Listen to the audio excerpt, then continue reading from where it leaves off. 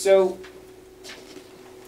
Colorado's got a lot of demand for renewable energy, and it's growing all the time. Currently, there are 11 communities that have signed up for the Sierra Club's Ready for 100 program, meaning these communities are committed to 100% renewable energy no later than 2035, some of them as early as 2025.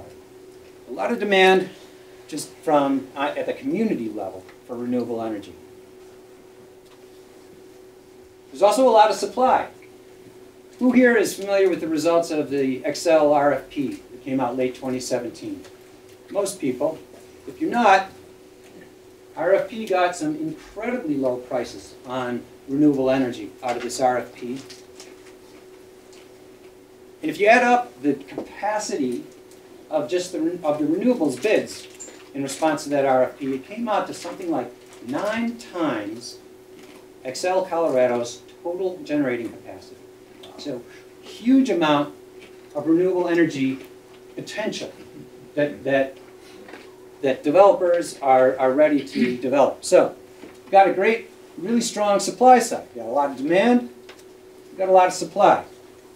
Problem is, we have, and I'm not going to go into a lot of detail here, but there are regulatory barriers. There are also contractual barriers that are between the demand and the supply, and creating a real market distortion.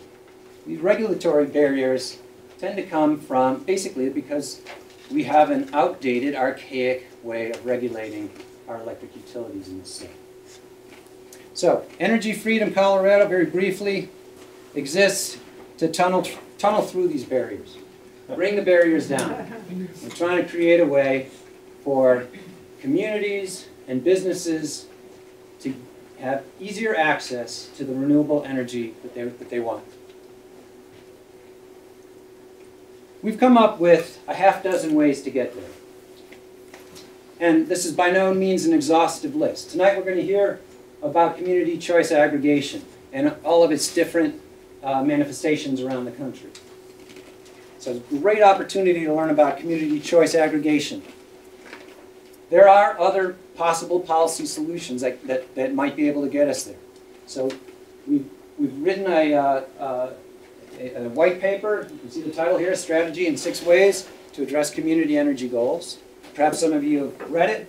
We have copies of the executive summary on the back table, so grab one on your way out.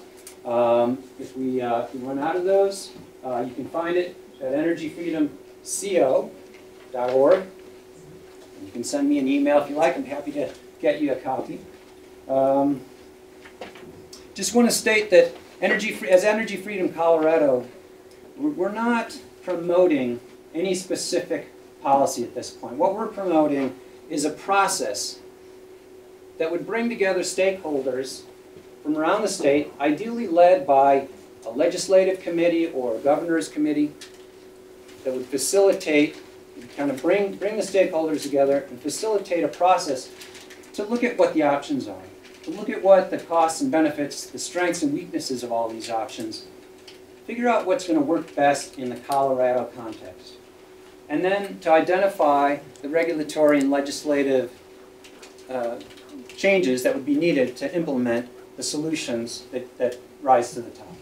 So again, we're not promoting community choice aggregation, although I think it's fair to say that we see it as probably the most promising solution. But currently we published this paper in late November. The last month and a half, we've been really doing a lot of outreach to legislators, to the governor's office, to industry groups, to environmental groups. That's going to continue. We're trying to reach everybody that we think has an interest in this and that's a potential ally, and even some potential opponents, because we really feel that all stakeholders need to be involved in this process if it's going to result in stable solutions that are going to have widespread appeal. I think it's fair to say that Shean is pretty much the mother of CCA in this country. She was instrumental in the development of California's first CCA in Marin County.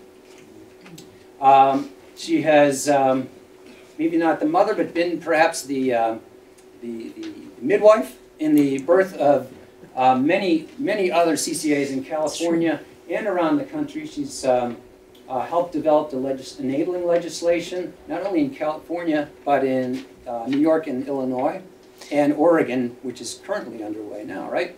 The bill pending in the Oregon legislature, where they're looking at enabling community choice aggregation. Shean was also the mayor of Mill Valley, California for many years, the vice mayor. And as I said, she's been directly involved in the creation of several CCAs. She's basically got her pulse, her finger on the pulse of just about everything that happens with regard to CCA around the country. So please join me in welcoming Shean. Thanks. Thank you. It was really nice. First of all, thank you so much for having me tonight. I really want to tip my hat to Energy Freedom Colorado.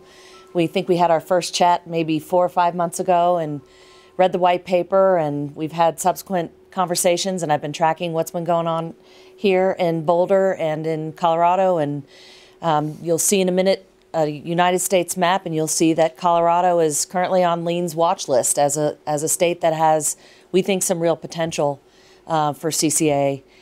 If we can muster the courage, and it does take courage, to take on some of the big utilities. I am living proof that there is a light at the end of the tunnel when you do take on those big utilities. I'm also living proof that I had a lot of gray hair, and now I need a little help with that, because you do get some gray hair. But what I'm going to do tonight is focus on just presenting kind of what I call a CCA 101, with enough time left over to take a deeper dive into any questions that you might have. And this way, I'm hoping that we can sort of touch all of the levels of informational needs and levels of knowledge in the room. So forgive me, and if I'm going too slow or if I'm going too fast, all you have to do is just tell me, and we'll make the adjustment. So with that, we will go ahead and get started. And say, we always start here with sort of a picture of the old-timey pole and wire infrastructure. And what we say here is that, the full stack, vertically integrated monopoly utility of 100 years ago, 100 years plus, made sense at that time. And it did its job. It's performed well. Generally, it's been reliable. It's been safe and all of that.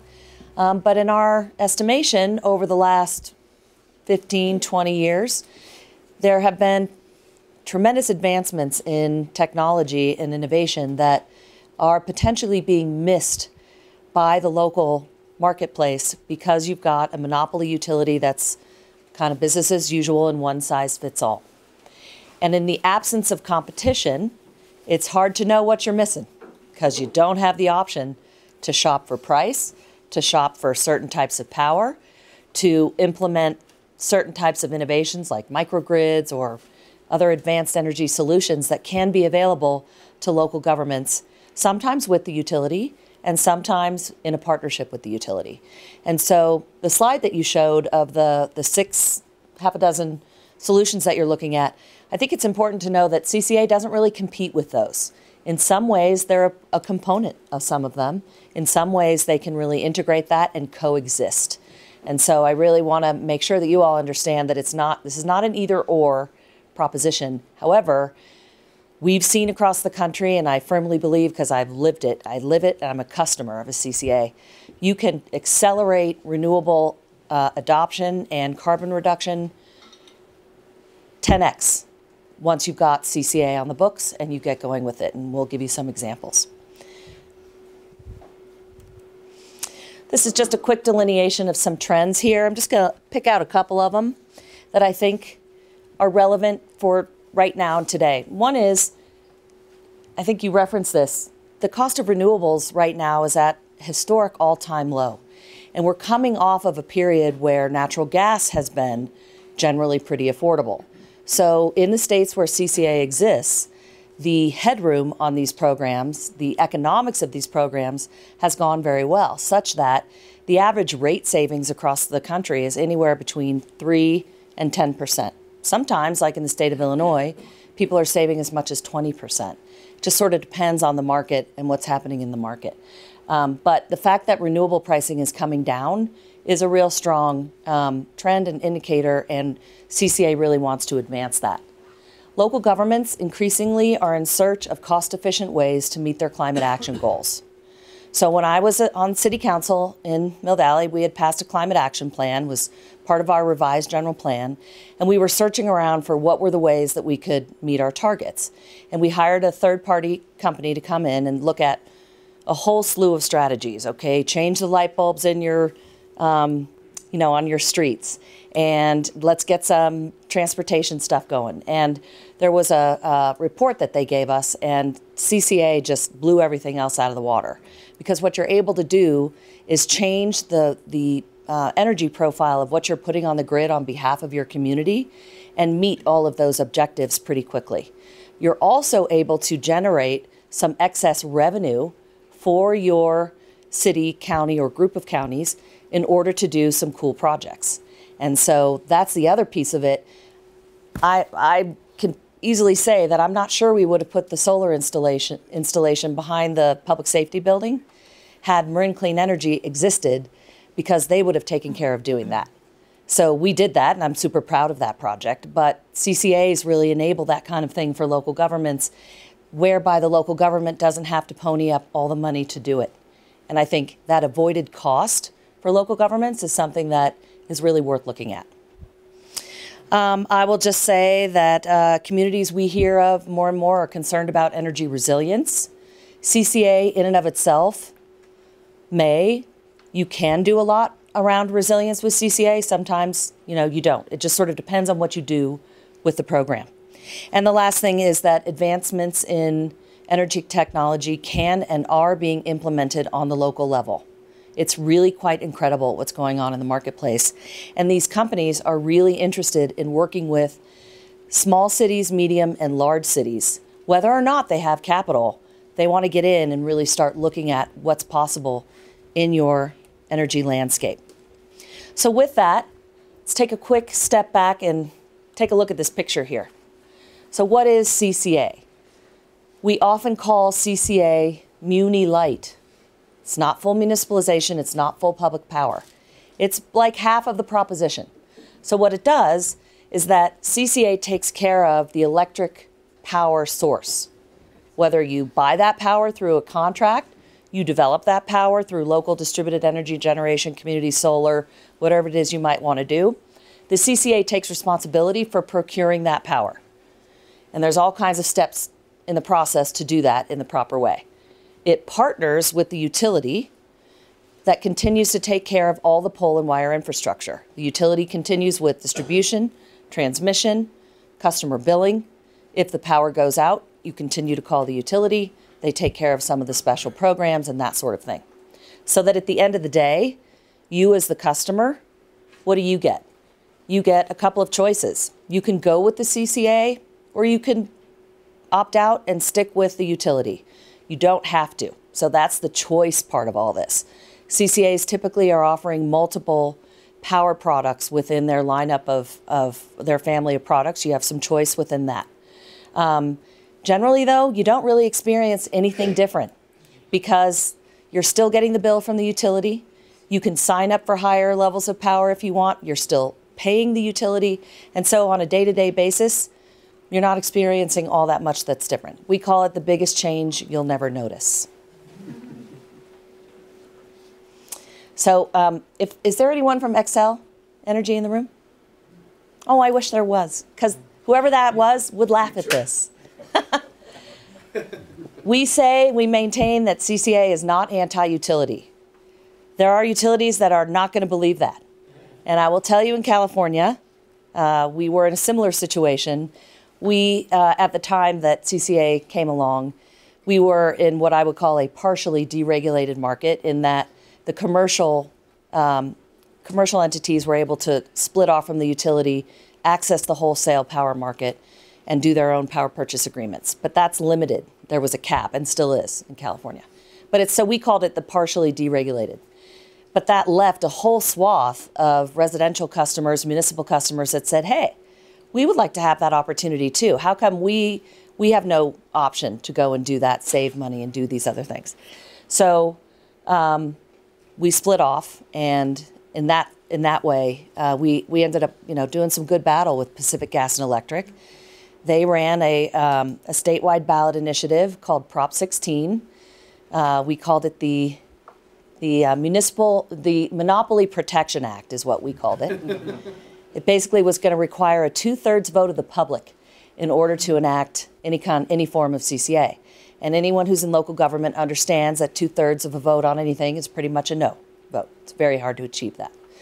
So amazingly, it was a David and Goliath story from really quite incredible, because the utility dumped, about 100 million, 50 million into a statewide initiative. We had about 150,000 in a local campaign. And by hook or by crook, we made it to every single press outlet. Every single newspaper in the state of California, their editorial board, came out against Prop 16. And so we beat them back. And literally, I'm not kidding you guys, this was June of 2010. Marin Clean Energy had launched in May of 2010. So we had run down the path. We had signed contracts for power. We had hired a director. We had a lot on the line. We had investors who were hoping to get paid back. It was the Hail Mary pass. So we launch on May 10th. The ballot box is June 5th, and we made it. And it was, the party that night was pretty great, I got to say. But, you're threading the needle. So that's when I talk about stories of courage. It does take some courage to stand up and say, we want this bad enough that we're going to have at it. It might take a couple years. Sometimes it does. The good news is that when it finally does happen, and I believe it will for Colorado, it's quite incredible what you can do rapidly once the statute's in place. Okay, so we've covered a lot of this. CCA handles power supply. Let's see. Oh, utility continues to provide customer services such as meter reading, smart meter and all that kind of stuff. That all stays with the utility. Billing, outage support, capital improvements, all that kind of stuff. All of that stays over on the transmission and distribution part of the bill. So you are separating, you're creating a functional separation. The utility is no longer a full stack monopoly. This one's important. This came up a lot when we were working on this in Marin. CCAs do not require public subsidy. They don't require you to run a general obligation bond. They don't require a 1/4 cent sales tax or anything like that. What CCAs are doing is that they are taking the existing revenue stream that is currently paid to Xcel in your case, and they're taking the percentage that's related to electric generation, and they're redirecting that revenue into the CCA program so that it, in essence, is self-funding. Okay, so that's how that's working. There's a kicker here, which is this one. The utility is kept whole through exit fees and cost recovery for stranded costs. So at no time will you hear me stand up and say, you ought to just kick the utility to the curb and the rest of the people who stay with them are SOL, because now they're stuck holding the bag with a bunch of legacy contracts that the utility has signed on your behalf. So there is a fairness question here around establishing an exit fee, a departing load charge that's fair and equitable, so that the remaining customers that stay with the utility are not left having to absorb the burden of departing load. This issue is a challenge right now in California. In states like Illinois, Ohio, New York, states that are already full retail electric, you don't have this issue because the utilities have already functionally split. So utilities don't have any dog in the hunt. They don't care about CCA at all. So when I bring this up, it is pertinent to Colorado because you're going to be more like California in this regard. So we'll have to figure that out, and that is something that you work on. So CCA is a pro-community effort that allows for local control while allowing the utilities to do what they do best, which is, in our view, the pole and wire infrastructure. CCA is on the move across the United States. So the very first state to start community choice back in 1997 was Massachusetts. And a gentleman by the name of Paul Fenn, who's been here before, he worked with the city for a while, he was instrumental in getting that legislation passed in Massachusetts. He's living back there again now. He used to live in California. He's back there. And then it migrated its way west. And I was not actually part of the Illinois statute. I was part of developing the market there. It's a small little thing. In California, we passed the legislation in 2002, and then it went through a couple of years of proceedings and rulemakings at the CPUC. Took a couple of years for that. And then we finally sort of came around. It was the advocates, actually. Rock on to the advocates, because it's always the advocates who say, hey, by the way, local government, you really ought to be looking at this. And they went to the county of Marin and said, you've got this new climate action plan. You say you're going to do all these great things. How are you going to do it? CCA is the way, and we should do it. So it was really the advocates that pushed it. In 2011, Lean Energy was born, Local Energy Aggregation Network. We are 501c3.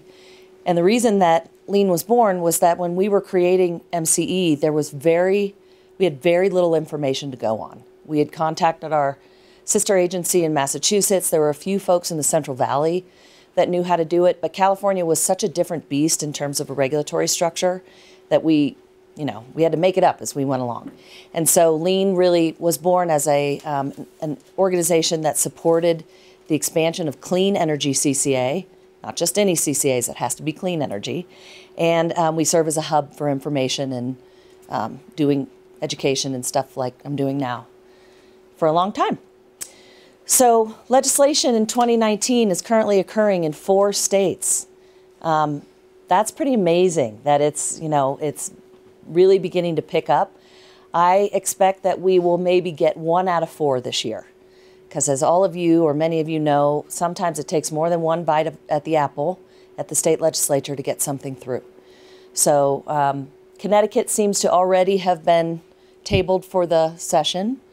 My money right now is on Maryland, but we'll see. That can always change. Oregon's been great. We've got a project director up there. They're working on a cap and invest bill that is taking precedence. And so it's a little bit of get in line, and that's okay. That's how that works. So we've got 4 going. We would love to have Colorado come on board. If not this year, then maybe in 2020. Depends on how things will play out. But, we know for sure that XL won't like it, and maybe Black Hills isn't going to like it or whatever. And there are ways to hopefully work in partnership, work around it. So that's where we're at around the country. I added this one, not because you guys should be like California at all, but to just show that in 2010 there was one. That was Marin Clean Energy. By 2013, there were a couple of more that had sprung up. Between 2014 and 2018, so what is that? Basically 5 years of work, 4 years? We got to 19 community choice programs. And you'll see that it's predominantly coastal. At this point, the green represents programs that are operational. Yellow is scheduled to come online. These guys just did, actually. Sorry, this is really bad blowing up here. The gray these are programs that are considering it. San Diego City Council just last week voted unanimously to go ahead. No, it's not unanimous. It was 4-1 to go ahead and proceed with CCA and form a JPA. That's huge because San Diego Gas and Electric is the company shop there. And so they're actually already sort of understanding what's going on, and they went to the legislature to propose that the legislature do the work for them in terms of splitting their function and getting out of the generation business. So they're being proactive about it. They've known it's been coming for a while. So the PUC projects that nearly 85% of the state will be served by an alternative form of electricity to the investor-owned utility. The vast majority of that will be CCA, but that's also direct access, which is the commercial and industrial wholesale option. And then also, I think there's going to be a rise in distributed energy resources and people just going off the grid. So the PUC is finally caught up with what's actually happening in the marketplace in California. Love the PUC. Primary benefits. So for those of you who've already heard this, sorry it's going to be repeating, but I'm really hoping that this group tonight will absorb a bunch of this. I'm going to send any of you who want this slide deck, you can have it. Because I would really love for you all to become ambassadors and speakers. If this is the path forward, I'm not saying it is, but if it is one of them, you may find yourself up here doing these kinds of things in libraries in Colorado. So Here's what we say. Here's the value proposition. One, the first is enhanced energy choice. Right now, residential customers in Colorado don't have any choice. It's it, one-stop shopping. You don't have a choice. And communities don't have a choice as a result. So communities get to decide how green they want to go, how many products they want to offer, what kind of tariff structure or pricing they want to offer. Do you want to go with a deep discount, or do you want to have a couple different levels? Customers have a choice. They can either remain with the CCA, or they can always opt out to go back to utility service. Maybe that's something I should have said earlier. And this is uniform across the country. So CCAs are designed to be opt-out programs, which means they become the default electric generation provider in whatever city or county they're serving, which means all customers are enrolled with the option to opt out. If you want to know later about why that is, I'm happy to do a deeper dive into why that policy is, why it's... Just in conjunction with that, you might mention kind of what's a typical opt-out rate. Thank you. Pretty low. Very low, actually. So when MCE started back in 2010, PG&E's headquarters in San Francisco, which is right across the bridge, it was, the onslaught from PG&E. So we had about a 20% opt-out. Since that time, across the state of California, it's below 5%. Nationally, it's at about 3%. So the retention rate of 95 to 97% is pretty phenomenal. Yes, sir? Why would people opt out other than being a utility employee? Yeah. The biggest thing that we hear is that two things, really. One, the person doesn't really like the idea that government's getting involved in energy or their electricity. Some people just don't, they're not into that. Yeah. The other reason that we hear, although what we always say is, well, gosh, government's involved in energy all over the place with municipal utilities and public power co-ops. Anyway, the other reason that we hear is that they don't like the opt-out feature. They're a little annoyed that they're going to be automatically enrolled. So, and that's a function of the statute.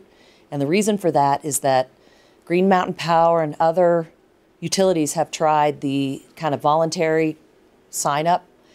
And no matter how hard you try, how much you're going to save, all this, the fact is the general Jane or John Q. public isn't thinking about this stuff. They got to pick up their kid and, pay the water bill or whatever. So they're just getting people to actually do something, even if it's good for them, is extremely hard. So there's just not enough, you can't get to scale in order to really run a viable program. So CCAs have universally been opt-out. But those are the two reasons we hear the most. Okay, affordable energy bills. I think I referenced this. 3 to 10% on average around the country. If Colorado decided to do this, one of the first things we would recommend is that there would be a third-party energy firm that would do a rate analysis and a technical study to see what's possible, to look at what are the rates you're currently paying, and sort of peel back the onion to figure out, okay, it's all stacked with overhead and all that. What could you actually do? Could there be savings yielded in Colorado? The other thing that's important to know is that similar to the municipal utility, local governments have the ability to set their own rates. And so that gives you the ability, if some cities want to do something for a low-income population or, like have multiple different products, they can do that. And so they have rate-setting authority. The board of directors has to approve that. And the board must meet, you could figure this out in statute, but in our case, it's once a month, and they're local. So anyone can show up at a CCA board meeting. Yes, sir. A question about the Marin organization, since you started it. How big is it? How much territory does it encompass? And what's the governance structure? Yeah. So when we started with just the county of Marin and just a subset of the customers. The reason for that is we didn't have any money. Because you've got to have enough credit in order to buy the power to put it on the grid for your customers. So we started with only 6,000 customers. Today, they're at, I think, pushing 500,000 now. And that's because it's now Marin County, Napa County, Contra Costa County, and part of Solano County. So MCE is no longer Marin Clean Energy. It is MCE Clean Energy, and it is a regional CCA. But if I put that map back, there are programs that are single city. There are programs that are a couple of cities that you can really mix and match and do any size that you want. there is in my view, a viability threshold. There's a city in San Diego County that is 14,000. There's only about 7,000 customers, and they're having a little bit of trouble threading the needle. So it is a volumetric proposition. And then the governance structure? Oh, thank you. For most of them, each city that is part of a CCA, usually at a joint powers agency, can delegate one member of their elected body to serve on the board of directors. It doesn't have to be that way. Some have a mix of elected officials and experts in the field. Just, you can do it however you like. Okay. Accelerated carbon reduction. Most California CCAs are exceeding the state's aggressive RPS. So right now in California, Pacific Gas and Electric and Southern California Edison, currently at about 30% renewable. The state is right about 20, the state overall I think is around 28% renewable. On average right now, CCAs are at 45% renewable. It used to be higher than that. I was looking up that number the other day and it bummed me out a little bit. And the reason is that the market's tightened. And so it's harder to meet that affordability bogey. And, you know, with all the exit fees, it's the exit fees in California that are kind of messing with us on price. So, but still, they're at 30, we're at an average of 45. And Marine Clean Energy is at 60% for the default. All programs offer 100% green power option. So that is an option for customers. Usually they opt up into that. Okay? One more question. The exit fees. Yeah. Presumably that's to deal with stranded assets, Yeah. by and large. And who sets those, and is the process reasonable, or is it screwed up like it might? Oh, Mr. Commissioner. Well, the California Public Utilities Commission sets that exit fee. And I'm going to editorialize a tiny bit here. So direct access, as I said, existed in California before CCA. And so what ended up happening was that the methodology to establish that exit fee was working for the DA, big, large commercial customers. So nothing really changed. CCA just sort of picked up the same methodology, and it rolled from one into the next. Well, and I have to say, I don't really think the PUC thought it was going to take off. I think they thought it was one and done. It'll never happen. It'll never work. So, you know, talk to the hand. Well, you know, in the ensuing years, it's working. And now the utilities are squawking because they don't think that they have been reimbursed adequately.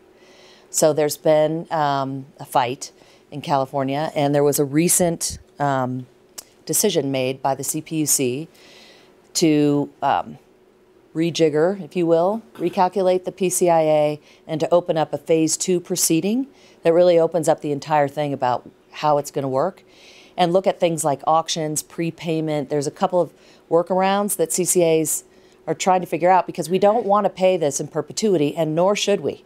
If you're paying for stranded assets that because you have legacy contracts that existed before you left, well, that's fine. Okay, there's a fairness element there. But you shouldn't be paying those for 30 years because those contracts have been paid off a while ago. But the problem is there's not an ironclad methodology to really know when that needs to sunset. So that sunset issue is a big one in California.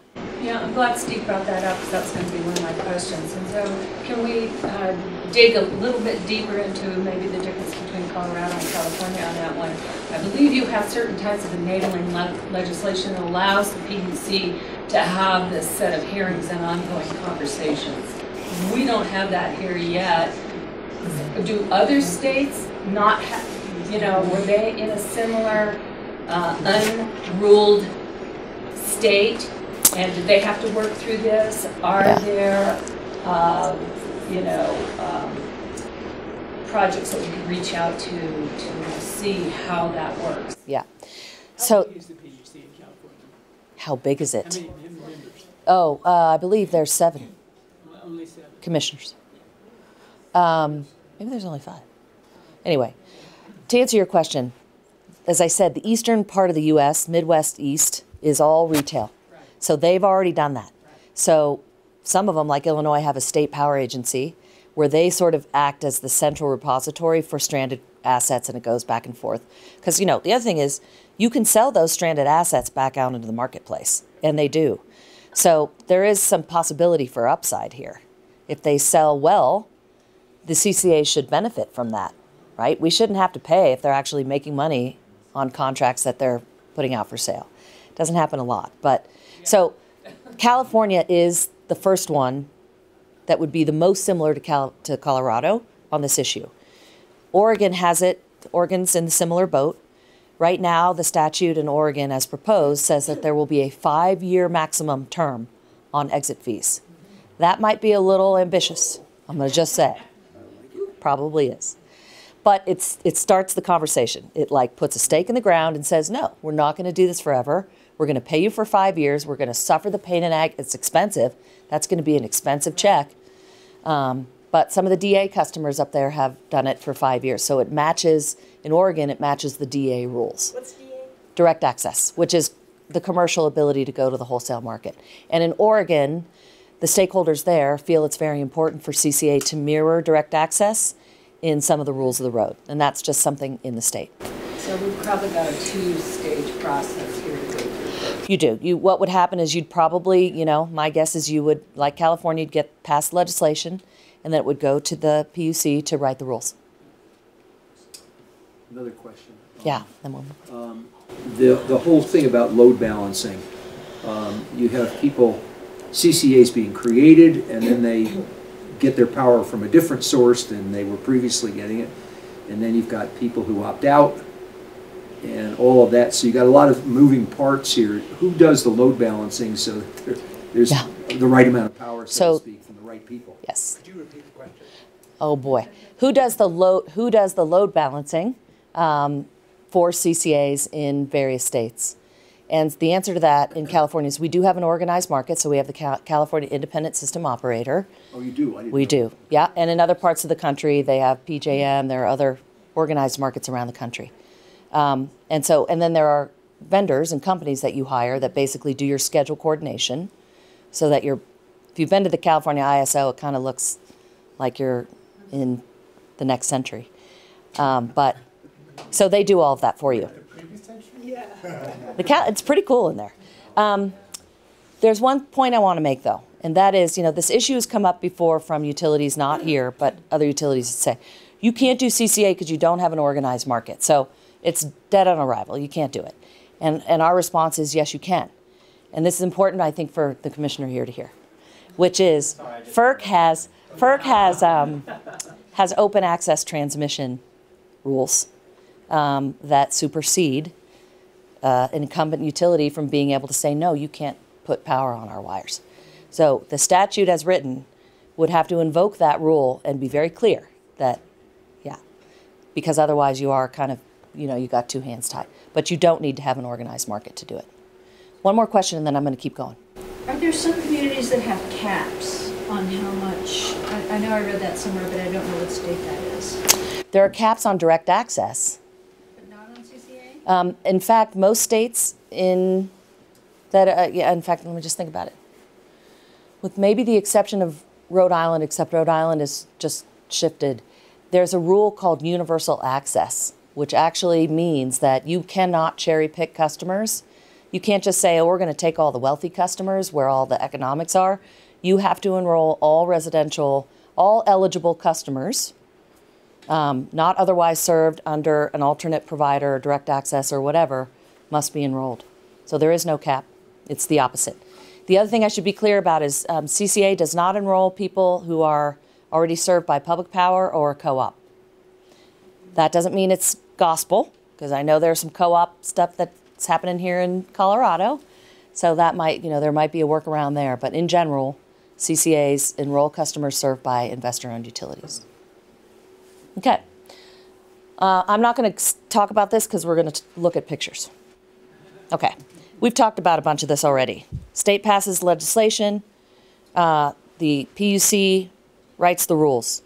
The local governments then, in order to participate, must pass an ordinance. So your mayor asked a great question earlier, which is, well, is it sort of automatic then that all the cities would do it? No, not necessarily. You don't have to. cities or counties. But you do have to pass an ordinance in order to form a CCA, at least in California, and we would recommend that because the way it works in other places is they go to ballot. They go to a local ballot initiative. Well, that's not a big deal there because you don't have the utility pouring millions into an anti-CCA effort on the ground. So it's likely that it would rest with your elected body. It's an opt-out program. We've already talked about that. Multiple noticing. There's lots of requirements around customer outreach and noticing so that the customers aren't surprised and mad that they got enrolled. They always have the choice to return to utility service at any time. So you don't have to wait till November or whatever. You can leave anytime you want and return to bundled service. Cities continue to receive franchise fees. I don't know if you guys, do you do franchise fees? Okay. That's a super important one. That came up a lot. Like, oh, we're going to lose our franchise fees. And, you know, all of the other, and we're going to be joint and several liability, all that kind of stuff. All of these firewalls can be established and have been established for CCAs. They are governed locally and managed professionally. So sometimes I take a little bit of umbrage if people say that elected officials don't have enough brain cells to run a community choice. Yes, we do. But we rely on staff who have backgrounds in energy. They've come out of the utility. They're doing, you know, analytics and all that kind of stuff, just like the utilities would hire professional staff to run them. CCAs are required to comply with several PUC requirements, not all of them. So it's unlike a municipal utility that completely divorces itself from the utility and from the PUC. The CCA, remember, is a shared model. It's a shared service model. So there are still some requirements that your PUC would have for oversight. And for a lot of people, they like that. You know, it's that they like having a little bit of accountability and some oversight there. CCAs can reach 100% renewables faster. I love this slide. And I know this is super important to many of you in this room. So, and again, sort of focusing here on the California model, it works a little differently in other parts of the country. This is a screenshot. Sorry, it doesn't look so good, but it's from MCE's website. You can go check it out. This is a 10.5 megawatt community solar project that was done in the city of Richmond, which is a low-income, very deeply low-income area in Contra Costa County. They have all the refineries there. And so Chevron was being taken to task by the city of Richmond, and there was a requirement that they have some remediation. It was a brownfield situation. The city was working on their redevelopment plan. There was a lot of stuff happening. So what emerged was a partnership between MCE as the CCA, the city of Richmond, and Chevron. Chevron offered up the land for $1. The city, I think they had some redevelopment money in there, I'm not sure. But in essence, MCE entered into a public-private partnership with a solar developer that went in and put 10.5 megawatts of power. There were requirements for local hire. 50% of the workers on that project had to be locally hired. There was union labor requirements and all kinds of stuff. So this just went live last year. It's called MCE Solar 1, and it's the largest urban solar field in the Bay Area right now. And I'm super proud of it, I have to say. It was like the little engine that could. And so when the tax credits expire, MCE will have first bite at the apple to buy the project and own it under its portfolio of owned projects. So that's a real life example of what can happen through a CCA model. This one right here is pretty cool. Clean Power Alliance of Southern California, which is LA County. LA County sponsored a CCA. They have something like 80 cities in their JPA. Crazy huge. They just got finished enrolling 950,000 customers in one fell swoop in February, which is the largest enrollment we've seen. And what they ended up doing, they have 3 products.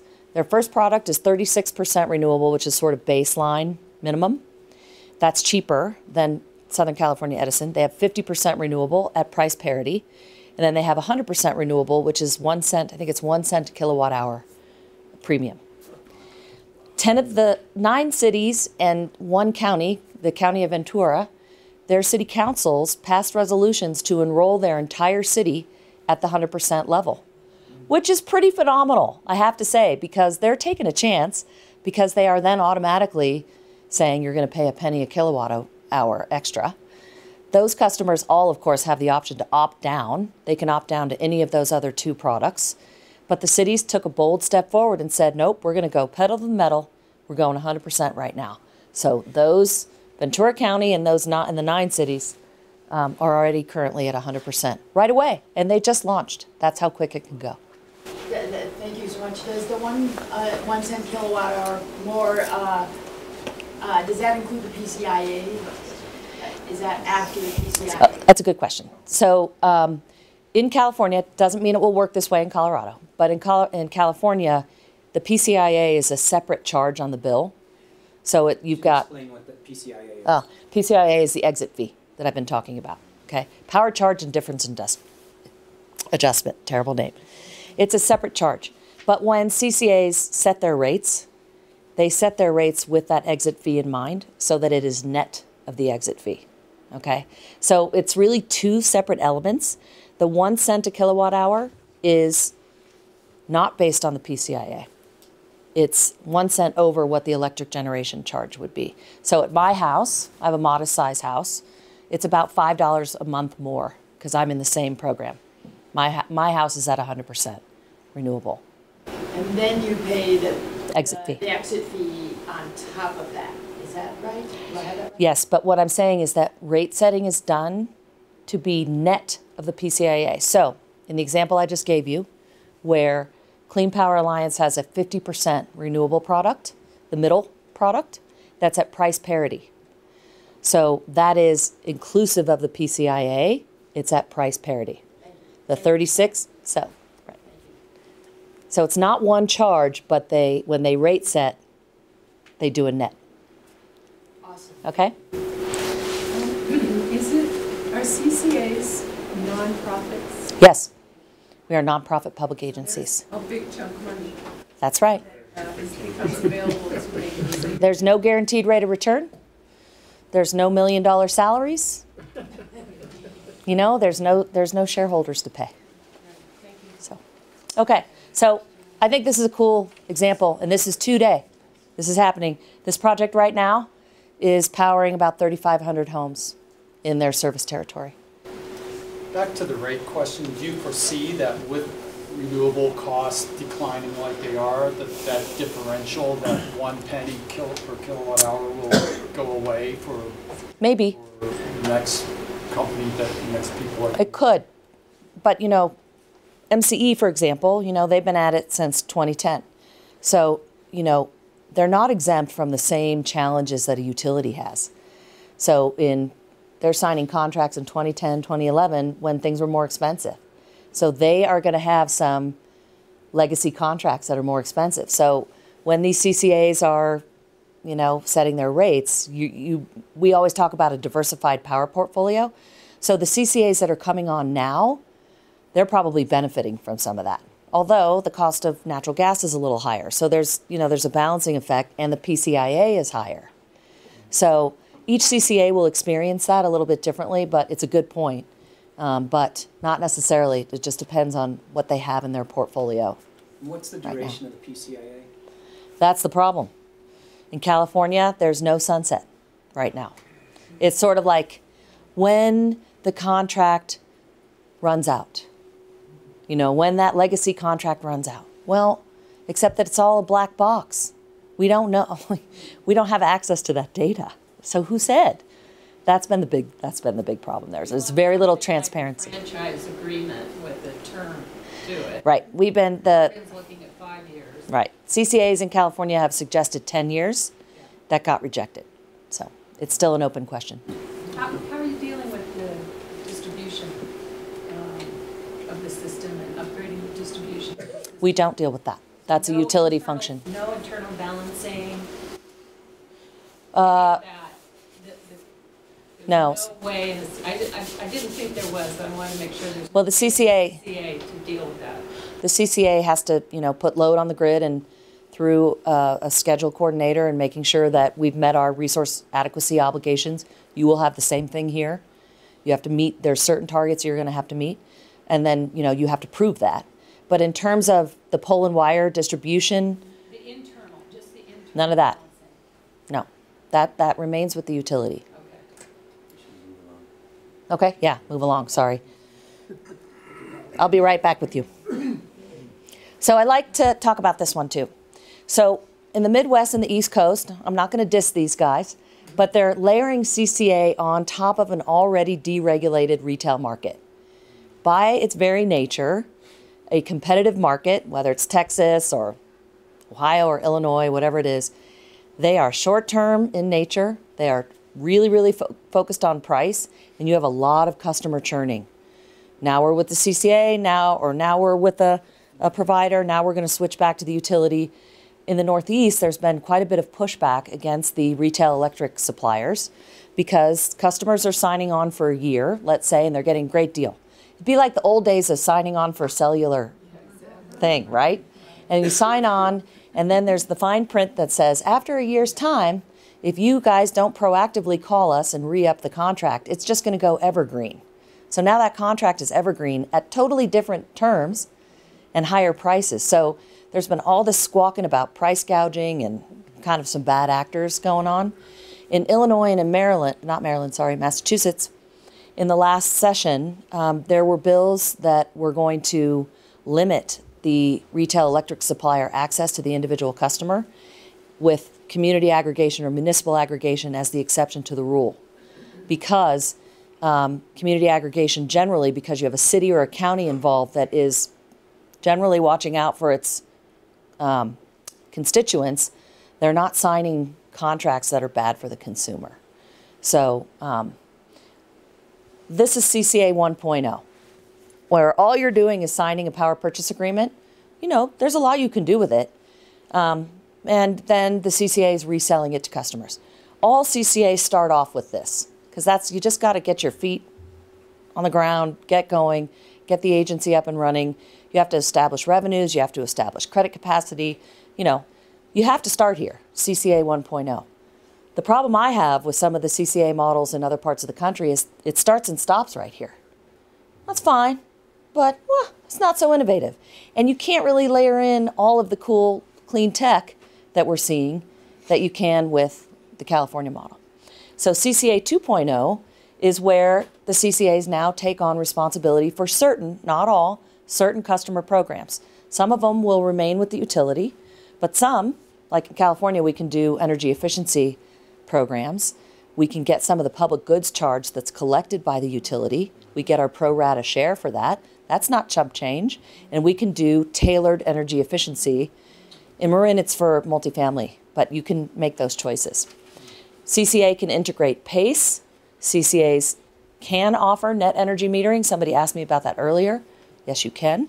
And you can, the CCAs will buy back the excess generation, sometimes at a premium, because they want to incentivize some, not all, but some want to incentivize rooftop solar. Can you But explain you don't have PACE? to join the central, the Utility? utility. Yeah, well, it depends on the rules of the road in your state, but you typically will have to pay a monthly, service fee to the utility. But that's a separate issue from the CCA. PACE is property assessed clean energy. It went, PACE kind of died several years ago. It's kind of coming back. We tried it, and there wasn't very much uptake. And so not a lot of CCAs do it in California, but you can. You can integrate a PACE program. EVs are big. So now we have a lot of the CCAs offering, they're making deals with the car manufacturers, the car dealers in their area, and they're offering these amazing rebates for people to buy a brand new EV or a used EV, and then working with the private sector to set up their EV infrastructure. And they're offering discounts to their customers. So that's the other benefit of the CCA, is that you really are closer to the ground and you have a relationship. It's a local relationship with your customer base. And so there's sort of a channel opportunity to get innovation out the door. This is what I call CCA Nirvana, CCA 3.0. An example of Nirvana would be that 10.5 megawatt solar project that I was just telling you about. I'm going to show you some pictures now of what other CCAs are doing in Nirvana land. Humboldt County has Redwood Coast Energy Authority. Redwood Coast Energy Authority actually does all kinds of different things, but CCA is a big one. They partnered with Humboldt State University and the Schatz Energy Center, and they got a grant from the California Energy Commission to put in a, I think it's a 3 megawatt airport microgrid and storage function. What's super cool about this is they have problems with resiliency out there because they're kind of way up on the north coast. And so when the power goes down, this microgrid is limited to only what they call sort of health and safety functions, so hospitals, fire department, schools. So it's not serving the whole grid. It really then islands to just serve your essential services. And that's how they have it set up in, and this is out at the airport. So this is happening right now. The CCA did not pay for this. They served as the hub, sort of the facilitator to get the whole thing going. And they are the off-takers of the power in everyday life. Where is that again? This is Humboldt County in Eureka. This is this is a picture of MCE's Solar One project that I just described. We've had terrible wildfires. I know you guys have had problems with that as well. So what happened, this is Sonoma County, Advanced Energy Rebuild. They partnered with Pacific Gas and Electric to offer, I think it's up to $20,000 per house for those rebuilds to make them net zero households. And then they've linked them up to other state sources to get other rebates for their advanced energy rebuild. Because if you're going to rebuild your house, then we're hoping that you'll do it in an energy efficient way. Are they undergrounding any? That's up to the utility. I don't know if The wildfires? Well, so far not, and that has created bankruptcy for PG&E. Okay, this one's cool. I told you about the rebates. They're also, these guys putting in, a number of the CCAs now are putting in grid savvy programs and really starting to, as you do the energy initiatives, really looking at how that shaves off peak load and really starting to use that for power planning. So that's really the end goal there. Last couple, Humboldt County and Morro Bay, which is in San Luis Obispo County. San Luis Obispo just joined Monterey Bay Community Power. They're doing an offshore wind project, and Humboldt Bay is hoping to win the project for that area. And the CCA will be the off-taker of that power. This one's 150 megawatts. That's a big project. It's 30 miles offshore. There are 30 floating turbines that will be providing power back into that CCA there. That is like CCA Nirvana. And in Lancaster, Lancaster, they did an electric bus fleet conversion through their CCA, helped pay for that and to make it real. These are all things that have happened in the last 2 years through CCA. Here's some quick metrics. We talked about some of this. On-bill savings just last year was pushing up toward 100 million. This year, that's probably going to triple because LA just came online with almost 1 million new customers last month. Carbon emissions expected to exceed 2 million metric tons. And then we already talked about the average renewable of the CCAs around the state. This is just sort of a fun one. You might recognize some of these. Facebook, Pixar, Cal Berkeley, YouTube. These are all customers of CCAs in their various areas. I'm proud to say that Facebook went 100% renewable. So they're now one of the flagship companies for Peninsula Clean Energy in their Eco 100 program. So we see corporations really taking advantage of this as well. And these are considerations, and then I'll stop. Yes. For a large corporation like Facebook, what's the advantage to being part of CCA versus a traditional PPA and just having your own dedicated huge solar farm? And some are doing that. Facebook is actually doing that for its data centers in Oregon. So, you know, these big companies that have multiple campuses, you don't have to go all one way or the highway. You can really do what works in that particular region. In San Mateo County, they have just it's an office park. So they just decided that rather than put solar on their campus right now, they would just opt up to the 100%. Doesn't mean they will forever, but for now, that's what they're doing. What's the special thing that CCAs bring in retail states mean, I would think that in a way, you're already kind of there, you're already halfway there, but obviously you bring an organized group of people and you bring some structure, but can you elaborate on that? So I think that story really has yet to be written. And I want to do a shout out to Lori Bird, who's here from the World Resources Institute. I met with Lori today at the Rocky Mountain Institute. And these guys are working on a project, many projects, but to look at some of that, not necessarily through a CCA lens, but really looking at what cities can do to double down on their clean power goals and hopefully get to 100% renewable. So with CCA, even without a CCA. So we're working with them from a CCA perspective, but they do all kinds of other stuff with cities. We haven't cracked that code, and we were talking about that in the meeting today. You know, what can we do to really work with CCAs in a retail environment that allow them to get further up that triangle? They might not make it all the way to the top, some will. So a couple things we were talking about today is, you know, working with groups of cities that are committed to climate goals, that want to form a JPA and really commit to a long-term proposition. Because part of the issue is when you just have all this customer switching and short-term contracts, there's no investment there. And the suppliers are like, we're not going to invest in that if we're going to be, customer attrition is too much of a risk there. So we're going to solve for that. And then I think the other thing is just really looking at ways that they can have better access to their data and more fiduciary control, because the intermediaries there are some of the suppliers. And so it's a very passive relationship to the CCA. They're just sort of okaying a contract.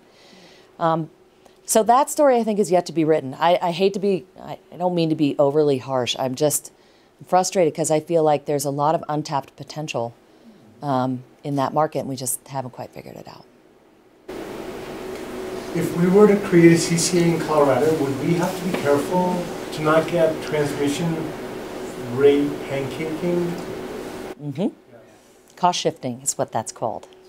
And that is, yep, that is something that the commission is, you guys would have to be the watchdogs on that. And that's an issue in California where, you know, they rate base certain things and then they want to move it from the T&D to the generation, which can artificially deflate their gen rates so that we're no longer competitive. There's a lot of that kind of gamesmanship that goes on, and you just have to have a relationship with your commission to make sure that that's not happening.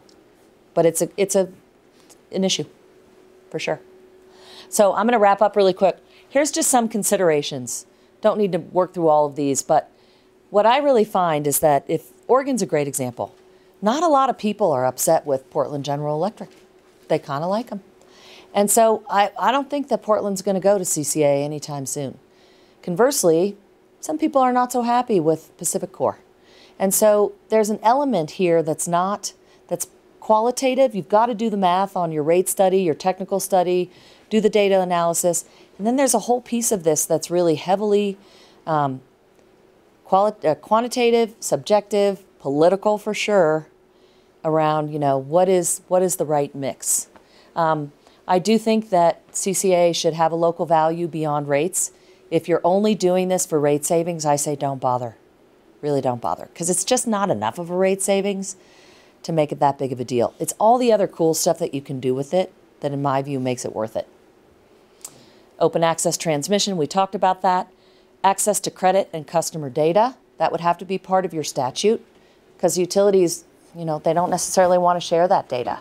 But unless you get it, you're not going to know what kind of programs you can design to serve your community. And then what does the market for renewable and carbon-free resources look like? What's the pricing? How's it all going to pencil out? So I think you guys have been super patient.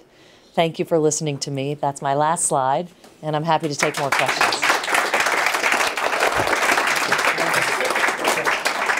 Yes, sir, and then I'll go to you. Just a dumb question from the social scientist, lawyer type. Oh, boy. Energy freedom is a great concept. You don't know what it is. Community choice aggregation is a burdensome term. It's terrible. Yes. Yes. Community choice energy. Yeah. And in fact, in some of my presentations, I use CCE, and I should, but it is interchangeable. And I agree with you. It's a terrible name. That wasn't hard. Thank God. Okay. Yes, sir. Seems like a legislative campaign is the starting point. Yes. And do you have any guidelines, and experience as to how to really be effective in that realm? We do. It's not one size fits all, but I will say that the first thing that really needs to happen is a coalition of effective advocacy organizations. Usually they come out of the environmental space that get together and say, we want this. And it's, you know, the bigger the coalition, the stronger you are, because you're pushing a big rock up that hill. So you need a coalition that has some influence at the state legislature. If the coalition can include energy groups, renewable energy groups, if it can include economic development organizations, chambers of commerce, that's usually a tougher sell. But you start with your really getting your stakeholder groups together. There's a mapping exercise that you do to sort of understand the lay of the land of who your legislators are, who's most likely to be a champion. You do need a couple of champions to run the flag. And then, you know, then there's a whole playbook that goes on with it. But yes. So most of the case studies you've shown have been more urban settings in cities on the California coast. Is there any sort of additional obstacles or tinkering that needs to be done to make it work in more of a rural setting, which is, you know, like Eastern Plains and those types of places? Right. The transmission issues always have to be, you know, you've got to have access to transmission. So from a functional point of view, there's a structural point of view, no. There's no difference there, as long as you're able to receive and even export power like you would be with the IOU. A lot of the agricultural community in California likes it because they're able to supersize their on-site solar and export that power or sell that power back to the grid. We are also seeing large growers now, because there's a fair bit of pot growing going on, and that's probably happening here too. They want more capacity. They want, you know, like quick. They want more capacity, so they're starting to put microgrids around a lot of those grow farms, and the CCAs are able to accommodate that and make that happen. So, does that answer your question? Yeah, thanks. Okay. Yes, sir. What is 100% renewable? I'm not clear on how they get electricity at night. That's solar, you know? This gentleman here is going to address that next week, but it's a combination of sources that probably do include some unbundled RECs. Not a lot, though, in California. We don't use a lot of them. But it's, you know, solar, a lot of large hydro, well, small hydro, wind. Yeah. It's whatever would be considered qualified renewable that they're contracting for to meet that bogey. Yes, sir. I just wanted to share that Charles McGlashan from Green Energy was here on May 24th, 2010 at a Clean Energy Action event, and thank you for spreading the good word way back then, planted the seeds for people, and it was sad to hear that. Yeah, I know. I was with him when he passed. It was a tough day. Yeah. Thank you for remembering him.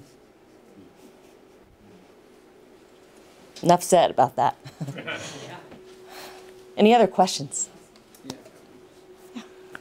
I am curious about what happens to energy efficiency programs and the different implementations of CCAs around the country. Sounds like the way you presented it on that kind of the pyramid of CCA, different levels of CCA, you talked about kind of some very, like, the CCAs will implement programs that are really specific to their service territory and maybe go up above and beyond what's available through the incumbent utility. Mm-hmm. But that's my question. Okay, so how does it fare? Not all CCAs do energy efficiency. Some don't want to deal with it at all. Some say the local government's already doing it, the utility's already doing it, we don't need to get into that line of business. Others, in Massachusetts, for example, Massachusetts has a very good public goods charge, and there's a lot of money in energy efficiency. So a lot of the CCAs there have done energy efficiency. Only about half of them in California are doing it. And they, you know, energy efficiency is a tough thing to kind of get uptake and participation in some of that. So I don't know if that answers your question. Well, I guess the other part of the question is then, is it always the case that the delivery utility continues to operate their demand-side programs? Not always the case, but usually. And in Oregon, there's a carve-out in the statute that says the Energy Trust of Oregon shall continue to run all energy efficiency programs, because that's already exists there. So we don't need to fight with those guys. You just, you do a carve-out for that. Yes, sir, and then I'll get to you. So as you get higher and higigher levels of penetration, you're at about a quarter of the California population now, it looks like, and higher levels of renewables on the grid and more demand for renewables, how do you kind of see the end game happening with storage, whatever that looks like, becoming part of what CCAs need to procure? How will that component of matching the load to the generation work, do you think, as the numbers get really high? So I can't answer that in a super technical way. What I can tell you is that there are already statutes on the book that require all load-serving entities in California, and that includes CCAs, to procure a certain percentage. In California, it's actually pretty low. It goes up over time. So the storage mandates are going to continue to rise. But right now, we are already seeing a pretty significant move to solar plus storage contracts among the CCAs. And so CCAs will be required to play as part of that? And they already are. Okay. Yes, they are. In the same way that utilities are. Okay. Yeah. What? Oh, okay, sorry. One more. Yes, sir. Two more. But let's go here. Do you see in your Nirvana environment any CCA cooperating well with utility where they're actually getting along and doing things together? Yeah. Yeah, I'm going to tip my hat to Sonoma Clean Power. Through that advanced energy rebuild, they're doing some of their EV electrification stuff. Also, I'm going to tip my hat to Humboldt. That microgrid project is in partnership with Pacific Gas and Electric. PG&E is using that as a test bed to set new tariffs for microgrids.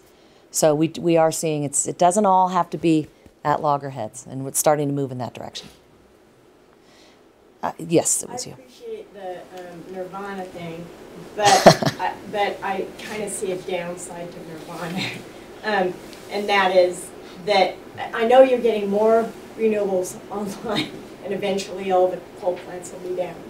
But the downside I see is that it's just a switch from one monopolization to another monopolization when you go to high megawatt farms versus filling in all of the lower level, the schools and the industrial centers and everything.